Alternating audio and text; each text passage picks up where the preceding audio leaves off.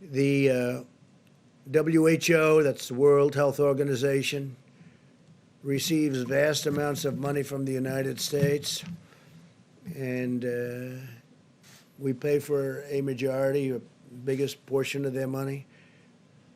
And they actually criticized and disagreed with my travel ban at the time I did it. And they were wrong. They've been wrong about a lot of things. And they had a lot of information early, and they didn't want to, they seemed to be very China-centric.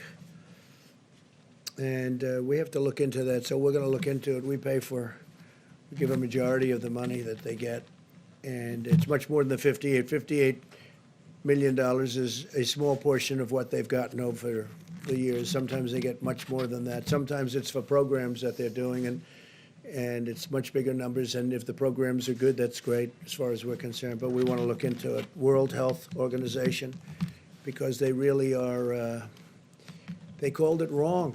They called it wrong. They missed the call. They could have called it months earlier. They would have known. And they should have known, and they probably did know. So we'll be looking into that very carefully, and we're going to put a hold on money spent to the WHO. We're going to put a very powerful hold on it, and we're going to see. It's a great thing if it works, but when they call every shot wrong, that's no good. I can only say that with regard to us, they're taking a lot of heat because they didn't want the borders closed. They called it wrong. They really called, I would say, every aspect of it wrong. So until the funding freeze. I'm not happy about it. Look, we fund it. Take a look. I mean, go through step by step. They said there's no big deal, there's no big problem, there's no nothing. And then ultimately, when I closed it down, they actually said that I made a mistake in closing it down, and it turned out to be right. But at the time, they did that. So we're just going to take a look at it. We fund it, and they seem to be, I said recently in social media, I said they seem to be very China-centric. That's a nice way of saying it, but they seem to be very China-centric.